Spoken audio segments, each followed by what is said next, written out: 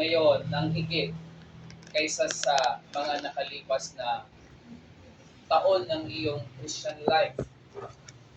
And because you love Him, do you have the desire to know Him more kaysa sa nakaraang panahon ng buhay po natin?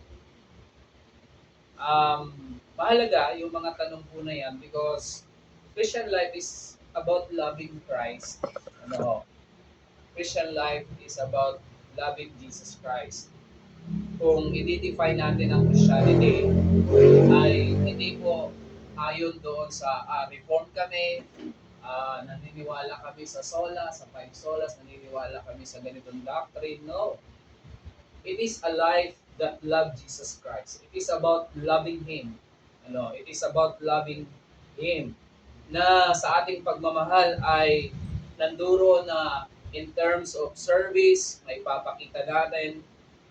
It is that you commit your life to loving Him, na talagang yung puso mo ay nag-aalab na para bang kung maaari lang laging siya yung laman ng talk mo, gusto mo laging i-share si Jesus Christ. No, that's what it means to be a Christian. Sa Old Testament ay kinote ni Jesus Christ yung sinabi ng atin pong Ama na love the Lord your God with all your what?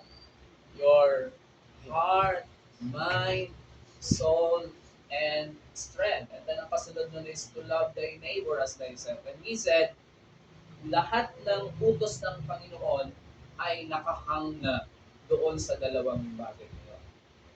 Now, kung ang nais ng Diyos is to love Him, na ang ibig sabihin ay to love God comprehensively, totally and completely, yun yung pinaka-sum ng kautusan ng atin pong Panginoon, then yun din mismo yung pinakang kabuuan ng relationship natin sa Diyos.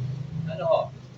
Dahil doon natin maipapakita kung ano yung kalagayan ng atin pong puso sa atin pong Panginoon, because we have a sincere God, a loving God, a holy God, a just God, a truthful God.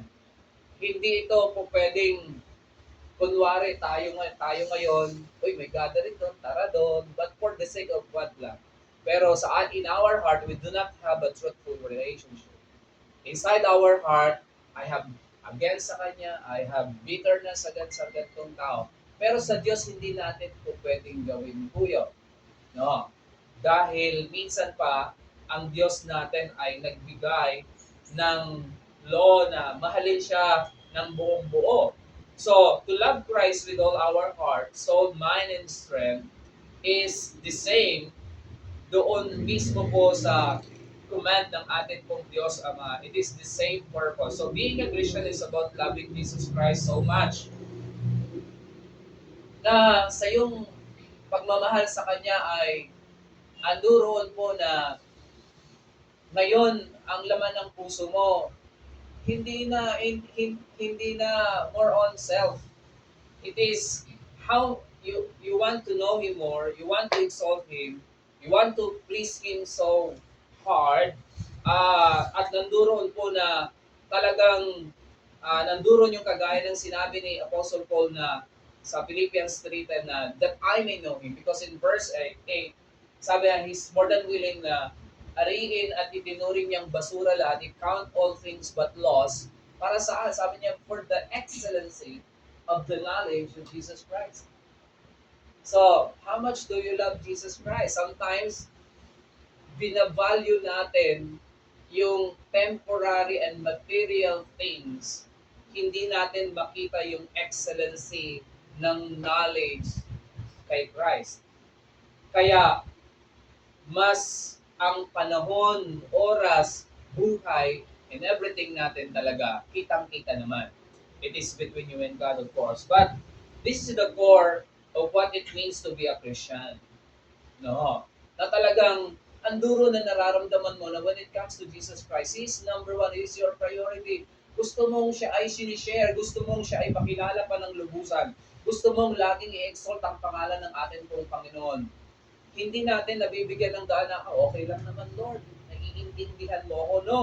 Kundi laging, kung merong bagay na makaka-displease sa Kanya, isasainsantabi natin yung ating personal na hangarin or gawain. So, muli po, kung ikaw ay Kristiyano na, at sinasabi mong, Pastor, ako naman ay lumalago.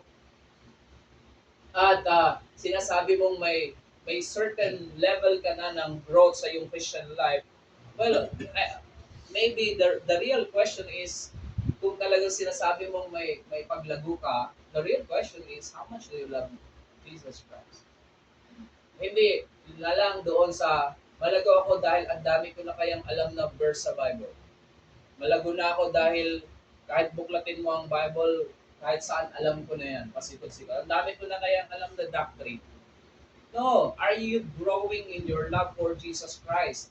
Na up to the point, mga kapatid, na si Apostle Paul nga po ay 30 years na bilang Kristiyano, but he was still driven to know more about Jesus Christ in Philippians chapter 3 in verse 10 nga, to know everything that he could know about kay Jesus Christ. Kaya nga sa verse 14 ng same chapter, sabi niya, I am pressing. I press toward the mark of the highest calling of God.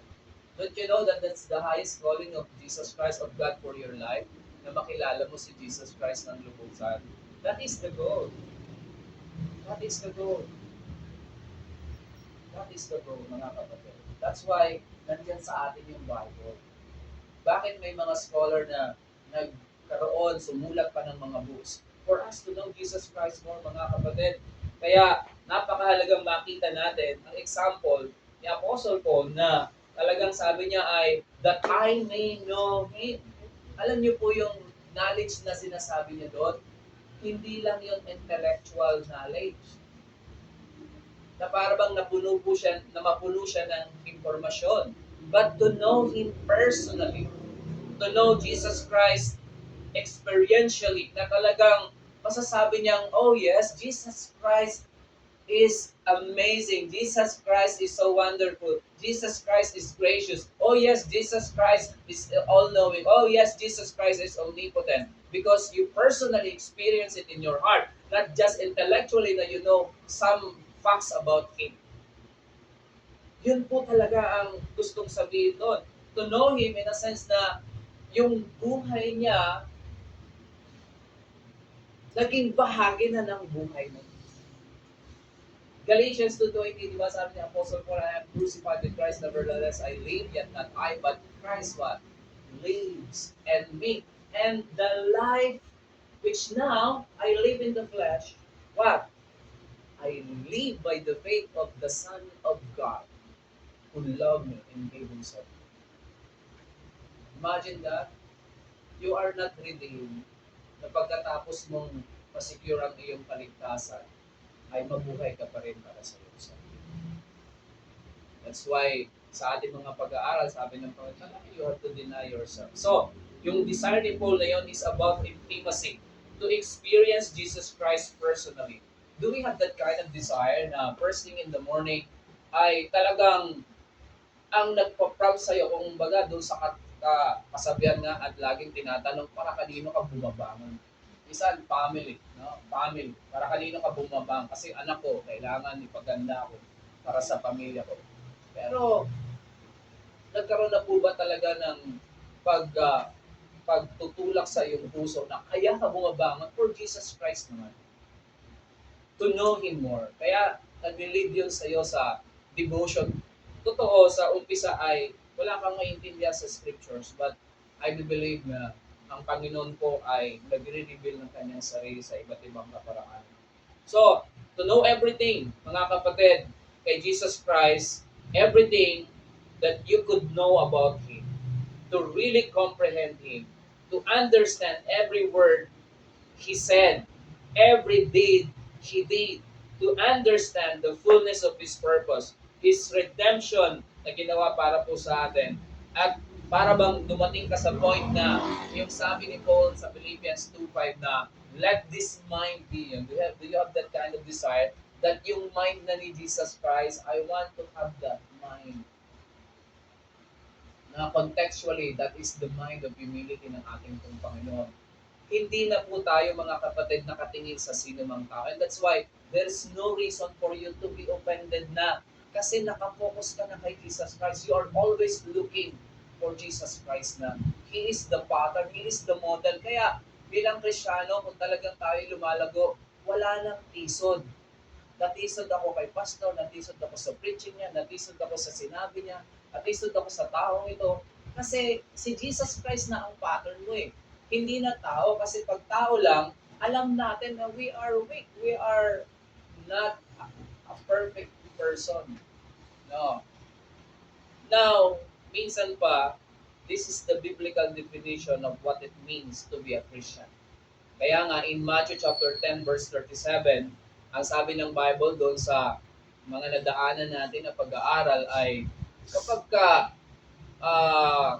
hindi mo kayang mahalin si Jesus Christ ng pinakaunang-una kaysa sa iyong pamilya, then you cannot be His disciple. Sabi niya sa Matthew chapter 10, verse 37, He that loveth father or mother more than me is not worthy of me. And he that loveth son or daughter more than me is not worthy of me. And he that taketh not his cross and follow after me is not worthy of me. See? It starts with loving Jesus Christ more than you love anybody else. It is good na meron tayong natural affection, yes. Di natin inaalis yan. Tama po yan, na mahalin natin ating kapatid, mahalin natin ating magulang, o kayo'y magulang, mahalin natin ang ating pong mga anak. That is the natural love. Pero sa sinabi ng ating pong Panginoon, you must love Jesus Christ ng mas higit at mas mataas sa kanino pa man. It is loving Christ to the point where you willing to take up your cross, where you willing to deny yourself, to hate yourself, and your dreams and ambition and hopes and desires. So, kumusta po? Kung talagang mahal natin ang ating Panginoon, ano ba ang pwedeng makita sa atin? At paano po ba, Pastor, masasabing mahal ko na ang Panginoon? Paano ko masasabing I love Jesus Christ na siya lang talaga, walang kahati, buong buo? Ano dapat ang makita sa atin? Well, sinagot niya ng ating Panginoon.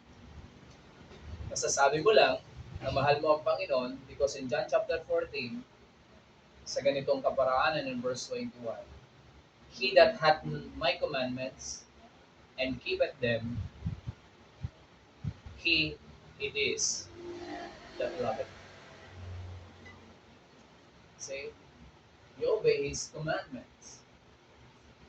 Na yung pag-o-observe po dito ay anduroon yung pagbabantay na you guard every word, every commandment si Jesus Christ in your heart. Ayaw mong may makakawala doon. You guard, you keep. Ano ho? It is a military term na yung salita ng ating Panginoon ay hindi baliwala sa buhay natin. Sa bawat preaching, sa bawat devotion, sa bawat salitang nangungusap sa atin, ay anduroon po na tanda ng ating pagmamahal na you keep the commandments of Jesus Christ. So, sabi niya dito, and He it is that loveth me, and He that loveth me shall be loved of my Father, and I will love him, and I will manifest myself to him. The same in verse 23. Jesus answered and said unto him, if a man love me, he will keep my words. He will keep my words. So, nanduroon po. Ano ang ginagawa ng totoong Kristiyanong nagmamahal sa Panginoon? Sinusunod niya ang kautusan ng Panginoon. So, do you love Jesus Christ? Do you keep His commandments? Do you observe? Do you keep His word? And because you love Jesus Christ, then the Father loves you. Alam nyo, generally, mahal na tayo ng Panginoon. Pero dito mo makikita sa talatang ito, yung special kind of love ng Panginoon. Totoo, lahat po tayo, generally, for God so loved the world, mahal nila tayong lahat, diba? Pero meron pong pag-ibig ang atin pong Ama, specifically and especially to those Christians who are loving Jesus Christ. Siyempre, iba, di po ba? God is a just God. Hindi po pwedeng same ng pagpamahal kay Nongnong at kay Yana kung si Yana ay disobedient children ng Panginoon. Well, unconditional, generally nag-apply na sa lahat yun. Pero after na ikaw ay born again, ay alam natin sa ating sarili kung tayo ba ay pleasing pa sa Panginoon at nakangiti pa ba ang Diyos sa atin. No?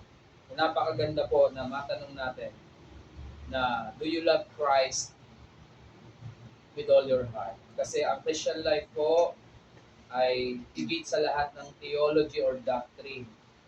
It is about a heart attitude of love. Siya lang, walang kahati, buong buo. Kaya sinabi ng Ephesians sa ating text, sabi niya, yung biyaya naman ng Panginoon, Ephesians 6:24, be with all, kanino? Those who love our Lord Jesus Christ in sincerity. Sa isang salin, sa ibang Bible ay incorruptibly. Walang kasiraan. So what is the state of your love? Wow. Do we love Him sincerely? Madali lang kasi minsan magsalita. Pero yung sinceridad ay nasusubok kapag sinusubok sa mga panahon na between sin and righteousness, between His Word and your will. Yung gusto mo at yung gusto mo. What is the state of your love? What is the condition of your love to Jesus Christ? How do you define your Christian life? The one who has love for Christ is the one who has incorruptible, sincere love for Jesus, who prioritized Him in everything. Kaya, mahalaga po ito sapagkat, sabi ko nga sa Ephesians, pagdating po ng Book of Revelation, sinabi doon sa Ephesian Church, remember na yung letter ay sinulatan niya yung 7 churches sa Asia Minor. At ang isa nga po doon ay yung Ephesian Church. Sabi ng Panginoon, I know thy works, I know thy labor. Hindi mo matiis ang kasalanan. You have a discernment. Alam mo kung mayroong heresy na sa church. Meron ka ding patience, sabi niya, I know thy works. Kumbaga parang sinasabi niya, because yung church na yon, hindi po yon symbolical. Tunay na church yon. At yun ay sumasalamin sa lahat ng churches sa panahon natin ngayon. Sabi niya, I know thy works.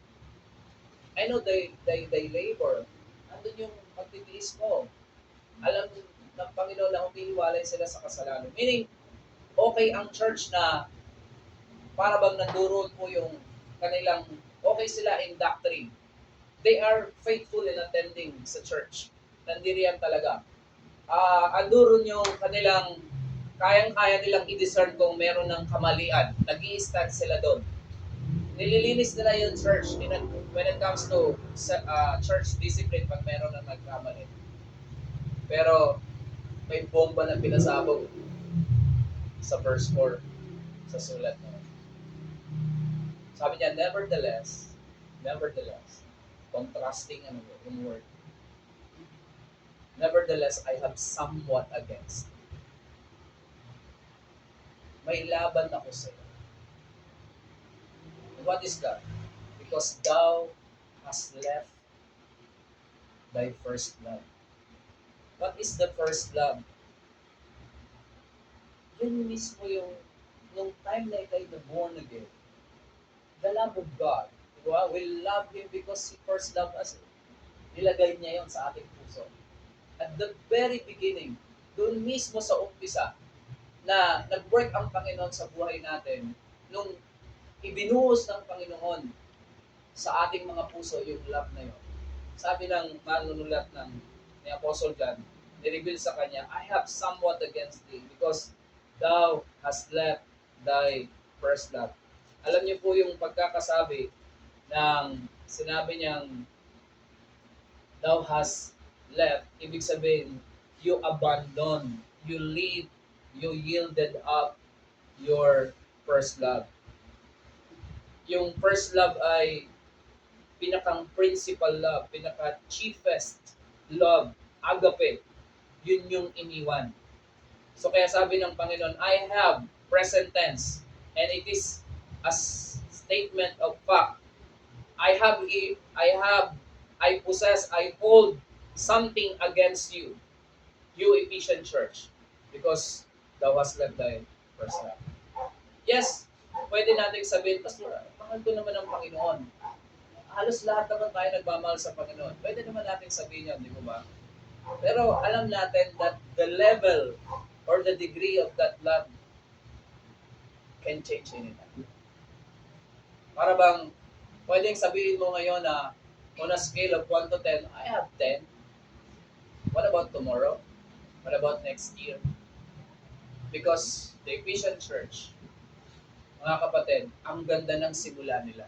Kung babasahin natin ang Book of Acts sa missionary journey ni Paul, daming naliligtas, nanduroon po talaga yun pong work ng ating Panginoon. Pero sabi niya, ito yung warning niya. I have somewhat against you. So, I hope and I pray na masabi natin sa harapan ng ating pong Panginoon na we have a sincere heart. Kahit na tayo na sa church na minsan, dami na nating alam, may ginagawa na rin tayo sa Diyos. Pero may mga pagkakataon na wala nang enthusiasm, wala nang thrill. Our hearts is growing cold. Ginagawa mo na lang ito for the sake of kasi alam mong tama ito. Ginagawa mo na lang ito kasi nakasanayan na ito. Ginagawa mo na lang ito dahil may nakatingin sa iyo, may umaasa sa iyo. Ginagawa mo na lang itong mga bagay na ito kasi mapapahiya ka na lang dahil kung pwedeng yung kapag-anak mo ay may masabi na lang sa iyo.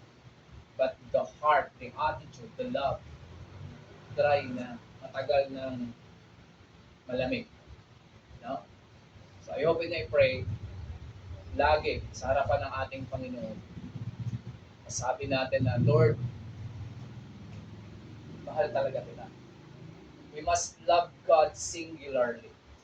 We must love God selflessly. We must love God sacrificially. Yung bang up to the point ng ang iyong obedience ay willing ka talagang mamatay para sa kanya. Kagaya ng pagmamahal. How is your love? How much do you love Jesus? Bago natin bitawan ng 2025, sana yung mga tanong na to ay magsilbing hamon sa iyo sa pagsisimula ng another year na sana naman ma-change. Kung meron tayong mga kapabayaan and lapses sa ating commitment sa ating pong Panginoon, lahat yon ay babalik doon sa talagang question ng pagmamahal natin sa Kanya. Minsan, hindi ka nasabik na maging on time, hindi ka nasabik sa gawain. Para bang you said na, I have this kind of priority kasi kailangan ng ganito, ganyan. But I do believe na pwede pa natin ma-improve dahil naiintindihan mo na kailangan mas mahalin mo ang Panginoon more than anything else. More than your family, more than your job, more than your dreams, more than yourself. At sana, maging ganap nga talaga na tayo po ay alagad ni Jesus Christ. Because we really love Him.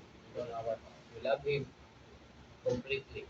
Ayaw po yung mga langin. Lord, Father God, salamat po sa patuloy na pagpapaalala niyo sa amin. There is no question about your love, Panginoon, sa amin. You love us even before the world began. You love us eternally.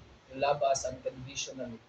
You love us, Father God, with your highest kind of love, the agape kind of love, na talagang nanduro ng commitment niyo para sa amin. Walang maitatanong at walang pagdududa sa pag-ibig niyo sa amin. It's our love, Lord. It's our love. Ito yung pinakang issue. Ito yung pinakang dapat mabigyan ng sagot. Na nawa, Panginoon, ay alam namin sa aming sarili, marami kaming pagkukulang sa bagay na ito. And I pray and I hope na pare-parehas po na kami ay mabago sa bagay na ito. Ma-prove namin na mas mahal ka namin kaysa sa aming pamilya, kaysa sa pera, kaysa sa karangalan, kaysa sa trabaho, kaysa sa lahat ng pwede naming makamtan. Nawa Lord ay mapurso pa namin kagaya ng desire ni Apostle Paul na magkaroon kami ng mas intimate relationship, deeper knowledge of you. Bless you po ito sa aming mga puso, aming samad dalangin sa ngalan ng aming Panginoon. Amen. Okay, so awit tayo tapos magpe-pray po tayo para sa ating birthday celebrant at